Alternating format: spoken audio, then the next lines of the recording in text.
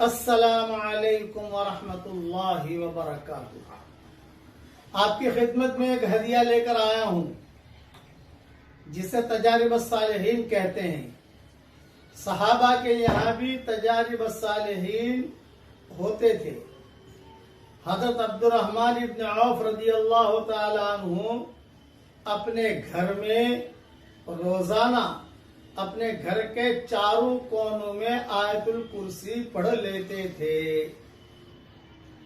یہ تفصیل میں نے میری کتاب بکھرے موتی جلد 3 صفحہ 204 پہ لکھی ہے۔ تو عبد الرحمن ابن عوف کا یہ معمول تھا۔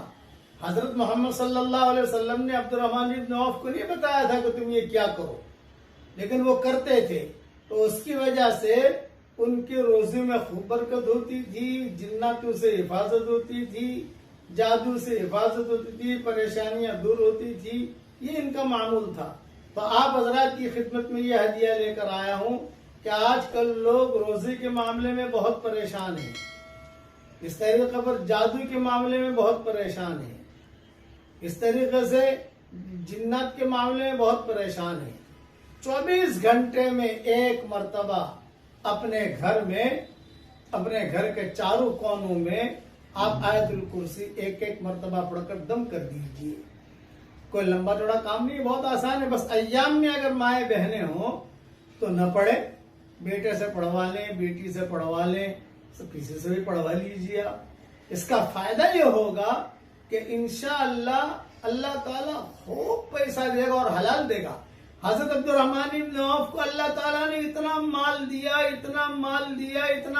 دیا کہ ان کے انتقال پر اتنا سونا نکلا کہ اس کو باقاعدہ کاٹنا پڑا۔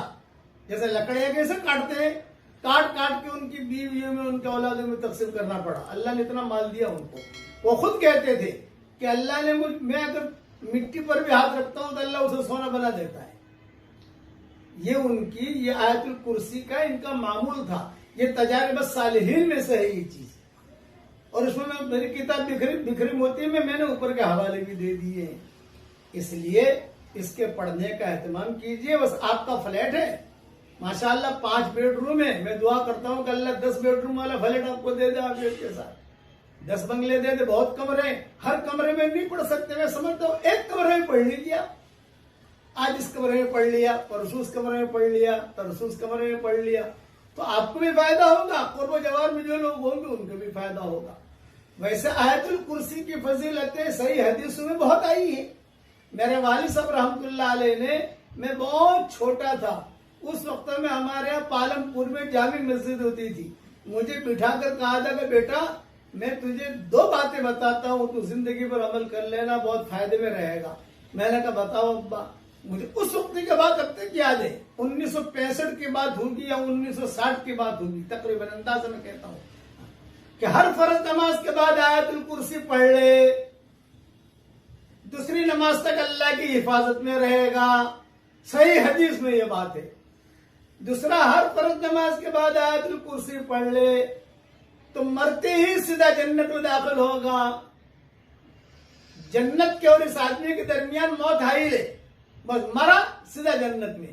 یہ 2 باتیں میرے والد صاحب رحمۃ اللہ علیہ نے کہی تھی مجھے، اس وقت سے میرا معمول ہے الحمدللہ، روزانہ میں پڑھتا ہوں اہتمام کے ساتھ، اور یہ دونوں باتیں صحیح حدیثوں میں آتی ہیں، میں نے میری کتابوں میں حوالوں کے اس سے لکھ بھی دیا۔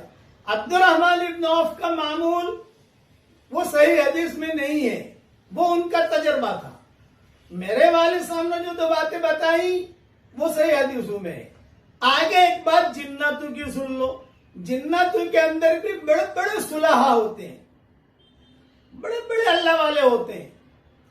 تو جنات بہت پریشان کر رہے تھے، کہا بھی بہت پریشان کر رہے ہو تم، تو ان جناتوں میں سے ایک نے وظیفہ بتایا کہ زندگی میں 1 مرتبہ یہ عمل کر لیجئے، 100 مرتبہ آیت الکرسی، 1 مرتبہ بسم اللہ الرحمن الرحیم پڑھنا ہے، زیادہ نہیں پڑھنا۔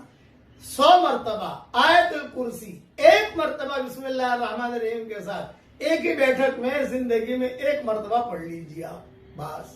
یہ جنات خود بتا رہے ہیں، اور پھر کہہ رہے اس کے بعد ہر فرض نماز کے بعد ایک ایک مرتبہ پڑھنے کی عادت ڈال دو، تو انشاءاللہ ہم جنات جو ہے اس سے تو آیت الکرسی سے تو بھاگتے ہیں ہم لوگ، ہم کبھی پریشان نہیں کریں گے، یہ جناتوں کا بتایا ہوا ہے۔